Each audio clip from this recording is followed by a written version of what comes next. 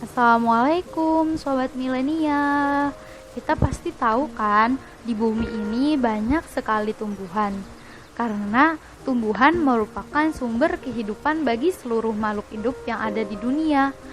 Karena tumbuhan memiliki fungsi sebagai makanan bagi manusia dan juga hewan. Manusia dan hewan tidak bisa memproduksi makanan sendiri atau bersifat menjadi produsen. Hal tersebut dijelaskan di dalam Al-Quran yang memiliki arti, maka hendaklah manusia itu memperhatikan makanannya. Sesungguhnya kami benar-benar telah mencurahkan air dari langit, kemudian kami belah bumi dengan sebaik-baiknya, lalu kami tumbuhkan biji-bijian di bumi itu, anggur dan sayur-sayuran, zaitun dan kurma, kebun-kebun yang lebat, dan buah-buahan serta rumput-rumputan untuk kesenanganmu dan untuk binatang-binatang ternak. Selain itu, tumbuhan sebagai penghasil oksigen yang sangat dibutuhkan oleh tubuh untuk bernafas. Manusia dan hewan tidak bisa hidup tanpa menghirup oksigen. Untuk menghasilkan oksigen, tumbuhan menyerap karbon dioksida yang berbahaya jika dihirup oleh manusia dan hewan. Berkat tumbuhan inilah hawa di sekitar menjadi sejuk dan udara yang dihirup makhluk hidup kualitasnya bersih dan juga segar. Tetapi, apakah tumbuhan itu bisa hidup sendiri ataukah memerlukan peran manusia? Pertanyaannya, peran manusia bagi tumbuhan itu sebagai penanam atau sebagai penumbuh? Yuk kita simak penjelasannya berikut ini.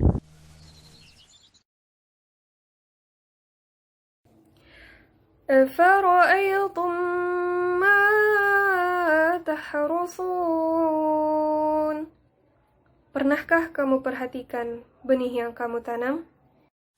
Dari sahabat Anas bin Malik radhiyallahu anhu berkata, Rasulullah shallallahu alaihi wasallam bersabda, tidaklah seorang muslim menanam pohon atau menanam tumbuhan, kemudian burung, manusia, dan hewan ternak memakan buah-buahan dari pohon yang dia tanam, kecuali hal tersebut terhitung sedekah baginya.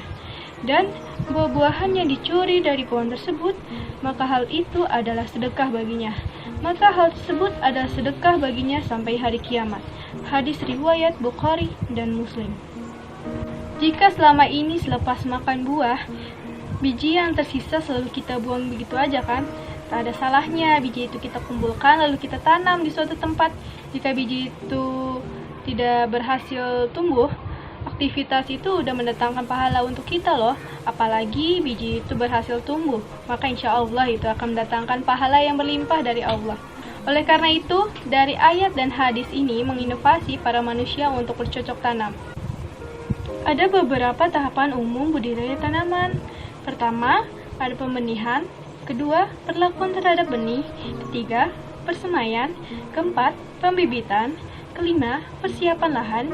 Keenam, penanaman. Ketujuh, pemeliharaan tanaman. Kedelapan, ada panen.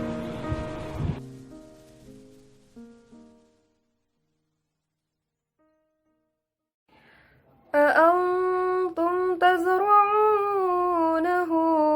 أم نحن الزارعون. Kamukah yang menumbuhkannya ataukah kami yang menumbuhkan? Kalimat tanya pada ayat 64 ini bukanlah untuk mencari jawaban, tetapi membantah para manusia yang menyatakan bahwa mereka dapat menemukan apa yang mereka tanam. Melalui tanaman dan tumbuhan, Allah Subhanahu wa Ta'ala mendorong kita selaku para manusia untuk selalu dapat berpikir tentang kekuasaan Allah Subhanahu wa Ta'ala.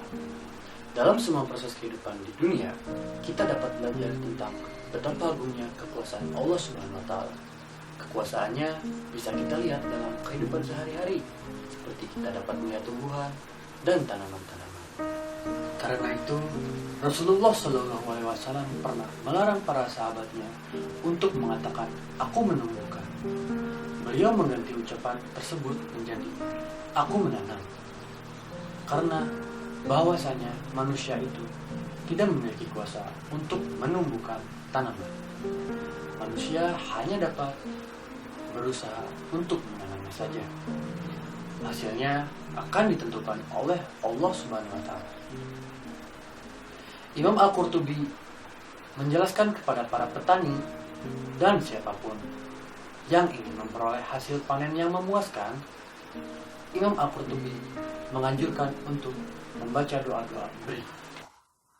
Allah Ta'ala az-zari wal-munbit wal-muballigh. Allahumma salli ala Muhammad warzuqna thamarahu wajannibna dararahu waj'alna li'an'amika minas syakirin. Allah Ta'ala yang membuat tanaman tumbuh. Ya Allah, berikan rahmat keagunganmu pada Nabi Muhammad.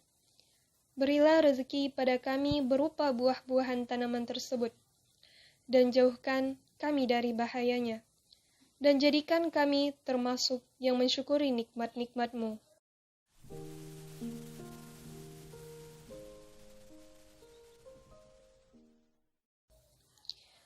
Lau nasha'u laja'alnahu hutaman fadhaltum tafakkahun. Sekiranya kami kehendaki, niscaya kami hancurkan sampai lumat, maka kamu heran tercengang.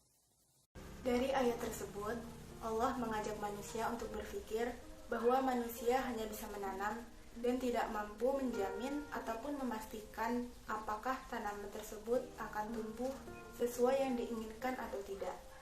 Allah Subhanahu wa Ta'ala mengingatkan bahwa Allah bisa menghancurkannya sehingga membuat manusia terheran-heran. Manusia terheran-heran sebab kerja keras mereka dalam menanam menjadi tidak berguna. Imam Fakhruddin Ar-Razi dalam tafsir Mafatihul Ghaib menjelaskan, ayat 65 dapat menjadi sanggahan bagi mereka yang tidak mengakui bahwa mereka hanya bisa menanam dan Allah yang menumbuhkan berdasar ayat 63. Allah menyanggahnya dengan menyatakan bahwa benih itu sendiri tidak bisa melindungi dirinya sendiri dari hama yang menyerangnya. Manusia juga tidak dapat melindungi mereka.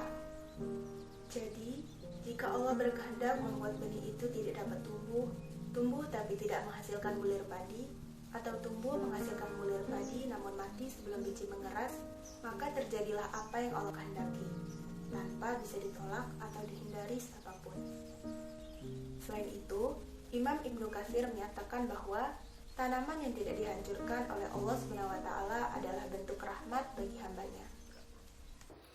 Inna hadza lahu haqqul yakin. Sungguh, inilah keyakinan yang benar. Allah menegaskan bahwasanya kita harus meyakini bahwa segala penjelasan yang ada dalam surat Al-Waqiah ini benar keberadaannya, benar-benar kekuasaan Allah. Bahkan menurut Imam Ar-Razi dalam kitab Mafatihul Ghaib menjelaskan bahwa tingkat kebenarannya itu mutlak, tidak ada sesuatu yang dapat menyangkalnya. Oleh karena itu, manusia tidak dapat berbuat semaunya, melainkan segala sesuatu yang terjadi di alam semesta ini ialah kekuasaan dari Allah Subhanahu wa Ta'ala, karena Allah lah yang maha kuasa, karena Allah lah yang memiliki daya dan upaya. Fasabbih bismi rabbikal azim. Maka bertasbihlah dengan menyebut nama Tuhanmu yang maha besar.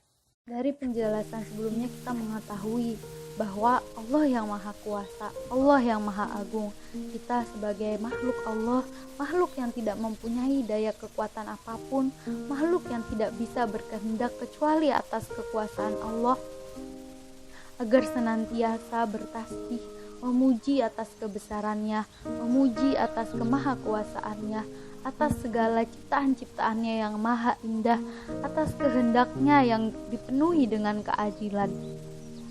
Bahwa hanya Allah lah yang patut untuk dipuji, tidak ada sesuatu yang lain yang dapat dipuji kecuali Allah Subhanahu wa Ta'ala.